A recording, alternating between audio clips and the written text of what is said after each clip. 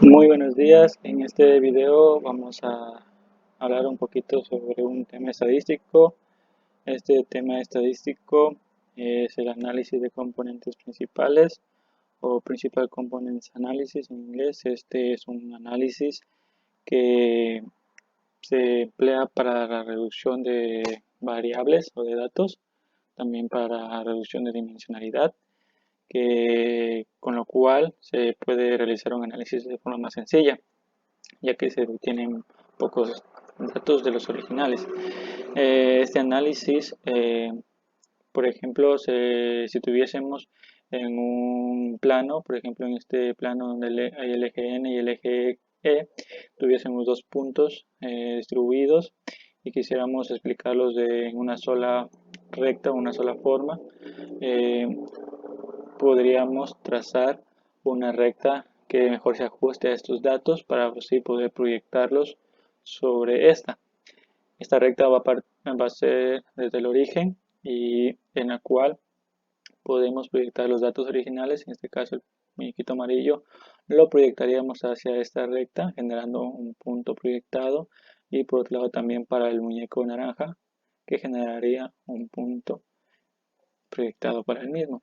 Eh, el desplazamiento desde este punto de origen al proyectado se genera una distancia. Estas distancias se consideran las distancias mínimas, y desde el punto de origen hacia los datos proyectados se genera otra distancia que son las distancias máximas. Eh, esta recta lo que busca es que la distancia entre el origen y los puntos proyectados sea máxima para que así los datos sean explicados sobre dicho eje, en este caso sobre el eje J o vector J. Por otro lado, por ejemplo, aquí tendríamos el puntito amarillo. Este contiene datos. Estos datos con respecto a cada uno de estos ejes.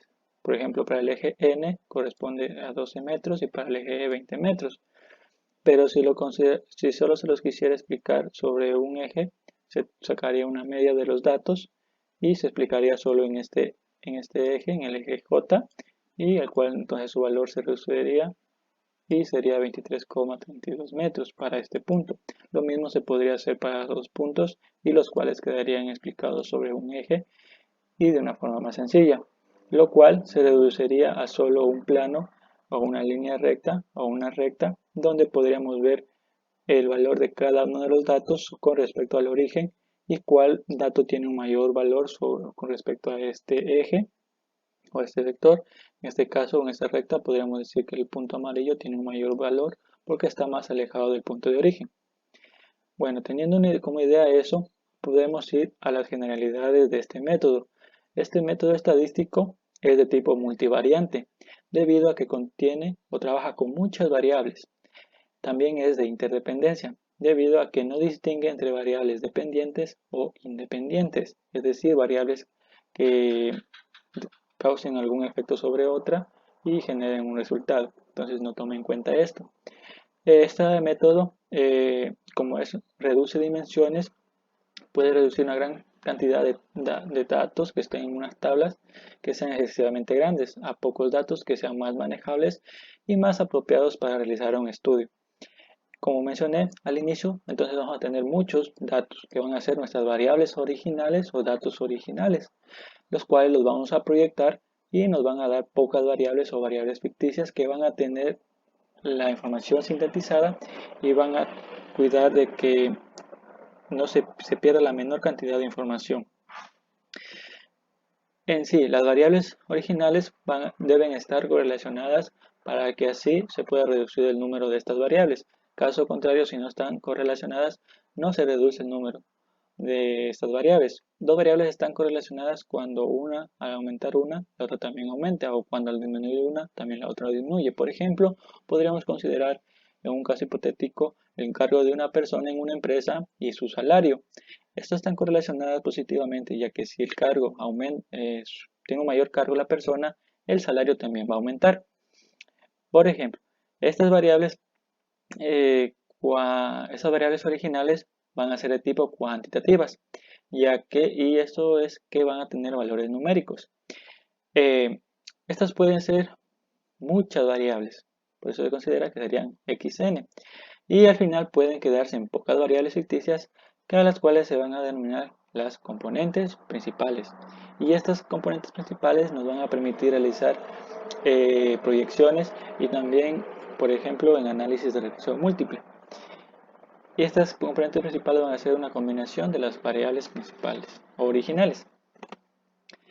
Esas componentes principales van a estar no correlacionadas, lo cual va a permitir que se realice el análisis de componentes principales, y estas van a ser calculables y van a tener la formación de forma sintetizada. Una característica de esto es que las componentes principales, ya que no están correlacionadas, van a permitir que no existan problemas de multicolinealidad, que es un problema que se produce cuando las variables están estrechamente relacionadas o correlacionadas.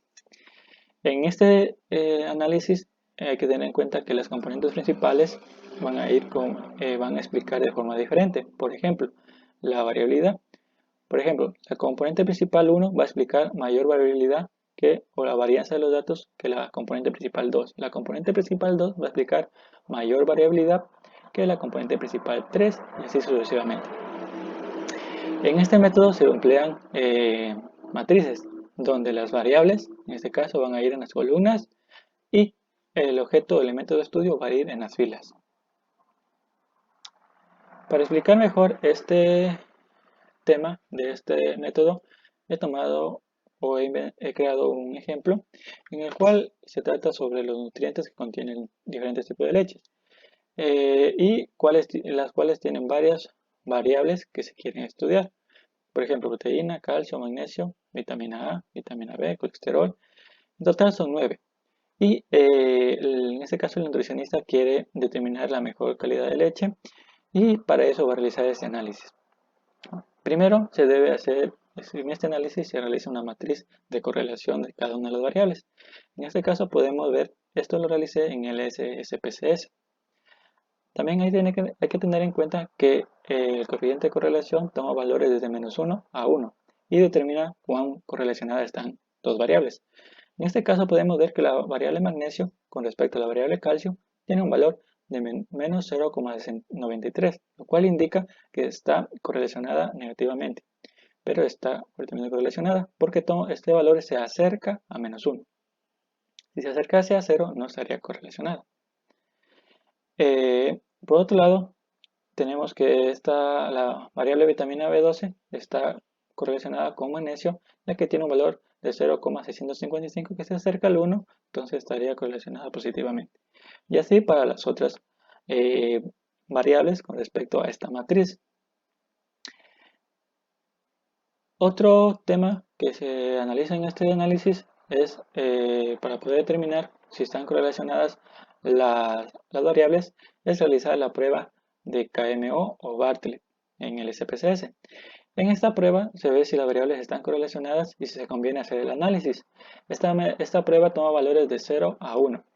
En este caso, para este estudio, me salió un valor de 0,108, lo cual no es muy recomendable porque se considera que es recomendable cuando sale un valor mayor a 0,5, pero como es un caso hipotético y el valor P para probar mis hipótesis fue menor a 0,05, entonces se puede realizar el análisis. En este caso podemos ver que me salió el valor P 0,00 y el nivel de significancia con el que trabajo es de 0,05 y mis hipótesis para determinar si estas variables están correlacionadas fueron: la hipótesis nula, matriz de correlación es una matriz de identidad, entonces las variables no están correlacionadas significativamente. Por otro lado, mi hipótesis alternativa fue de que si la matriz de correlación no es una matriz de identidad, sí, las variables están correlacionadas significativamente. Entonces, como el valor P fue menor al nivel de significancia, entonces concluyo la hipótesis alternativa, entonces la matriz de correlación no es una matriz de identidad y entonces las variables están correlacionadas significativamente y es adecuado hacer el análisis para este conjunto de datos. Otro tema que se analiza en este análisis, para este análisis son las comunalidades, en donde nos indica la proporción de variabilidad de cada variable que es explicada por la componente principal, es decir, cómo cada una de estas variables es explicada por el método que estamos empleando. En este caso podemos ver que la variabilidad de cada una de estas variables en el caso de la variable agua, es explicado el 94,6% por este método. Y por otro lado podemos ver que en la variable proteína es solo explicado el 45,4%. Es explicado por esta componente. Entonces, aquí podemos ver cuál es mayormente explicada la variabilidad explicada de cada una de estas variables por las componentes o por el método. Se considera que para que una variable tenga explicación suficiente o por este método debe tener una comunalidad mayor a 0,5. Si tiene una comunalidad menor a 0,5 se considera que son carentes de explicación por este método. Otro tema importante con respecto a esto es determinar las componentes que explican este estudio. En este caso se puede basar en la tabla de varianza total explicada, donde me indican en este caso a estos tres componentes que son los que explican la mayor variabilidad con respecto a este estudio, es decir, los autovalores iniciales. Estos autovalores son los que me indican la cantidad de variabilidad explicada por cada componente. Entonces podemos ver que esta componente 1 me explica el 36,193%, la segunda 21,119%, la tercera 14,266%, lo cual me responde a lo que había planteado primero, que la primera componente explica mayor variabilidad de los datos que la segunda componente, y la segunda explica mayor variabilidad que la tercera. Se considera un componente principal cuando el valor de su autovalor sea mayor a 1, ya que se considera que el componente debe explicar al menos una variable. Entonces, teniendo en cuenta esto, estos tres componentes se explicarán en el estudio, ya que explican en total en un porcentaje acumulado de la variabilidad de los datos de 71,557%, lo cual se considera que es recomendable que explique mayor del 70%, y como en este caso 71 es aceptable. Por otro lado, tenemos aquí los gráficos de sedimentación que también nos permiten determinar el número de componentes. Aquí tenemos a los autovalores en el eje Y y en el eje X el número de componentes, en este caso 9 componentes. Se considera que cuando los puntos generan una línea recta, ya no se pueden extraer componentes de ahí. Así que, por ejemplo, aquí tenemos que desde a partir de aquí ya se genera una recta muy pronunciada. Entonces ya se podría considerar que se podrían tomar 1, 2 y 3 componentes. Lo mismo que hemos obtenido aquí, pero es mejor con esta tablita. Otro tema aquí son las cargas factoriales o factors loadings, que son el valor o la importancia o el peso que tienen cada una de las variables con respecto a cada una de las componentes. O también se las puede considerar como una correlación entre las variables y las componentes. Lo que se busca aquí es que cada variable tenga un valor alto en una sola componente, para que así esté relacionada con esta. Y en este caso se toma en cuenta que los valores sean absolutos, no importa que sea negativo o positivo. Aquí se tiene en cuenta también el valor de cada una de las cargas. Si la carga está entre un valor de 0,30, se considera que es una carga mínima. Si el valor de la carga está entre 0,4, se considera que es una carga importante. Si el valor de la carga está entre 0,5, se considera que es una carga significativa de acuerdo al método. También y aquí se puede ver que existen muchos valores que están menor al 0,3, por lo cual no se puede decir que estaría explicado este método a cada componente, porque se considera que está explicada cuando el valor es mayor a 0,5. Entonces, para eso se realiza una rotación de cargas o de componentes. Otra también se puede considerar aquí es que si sumamos todos los valores de la componente 1, en este caso todos estos, nos daría el valor de la primera componente que obtuvimos en lo que eran los autovalores. Y por otro lado, si sumamos todos los valores de las filas, tendríamos el valor de la primera comunalidad. La rotación de los componentes se lo puede hacer en el programa de SPSS por Vidamax, que es el más recomendable de todos los tipos de rotación ortogonal que existen, en el cual se da una rotación de los ejes de forma que formen un ángulo de 90 grados y las componentes no van a estar correlacionadas. En este caso, para este estudio podemos ver que haciendo la rotación, anteriormente teníamos muchos datos que eran parecidos. Por ejemplo, aquí les tenemos 0,4, 0,3, 0,3, están muy parecidas. Y no hay una que destaque sobre la otra o que sea mayor a 0,5 sobre un punto. Lo que hace la rotación Vidamax es reducir valores para una componente y aumentarlos para la otra. Por ejemplo, aquí ya hemos hecho la rotación y obtenemos que para la proteína hay un valor mayor de 0,652, menos 0,652 en la componente 2. Para calcio en la componente 1 de menos 0,825. Y así para la componente 3 tenemos en cambio que grasa es igual a 0,694. Entonces, mientras hace rotación podemos ver que se incrementa el valor superior de 0,5 para cada componente en este caso, y para las otras componentes se disminuye, dando así que estas variables tienen mayor peso en cada una de las componentes, que son las cargas factoriales y lo que nos busca el principio. También se puede explicar en este caso el mayor peso de cada una de las variables con respecto a las componentes en base a este gráfico de componente en espacio rotado, que es un gráfico en el cual nos representa cada una de las cargas factoriales con respecto a las componentes principales. Aquí está en tercera dimensión, lo cual se puede también reducir a un plano de un eje en el cual se puede ver cuál variable tiene mayor peso en distintas componentes. Para esto se tienen en cuenta algunos conceptos. Por ejemplo, si forman que dos variables formen ángulos. En este caso, si forman un ángulo de 0 grados entre dos variables con respecto al origen, se considera que están correlacionadas positivamente. Si forman un ángulo de dos variables con respecto al origen de 180 grados, se considera que están correlacionadas negativamente. Y si forman dos variables con respecto al origen 90 grados, se considera que no están correlacionadas. Por ejemplo, para este estudio, aquí tenemos en estos gráficos de una dimensión, en un plano, que son este gráfico, que aquí está en 3D.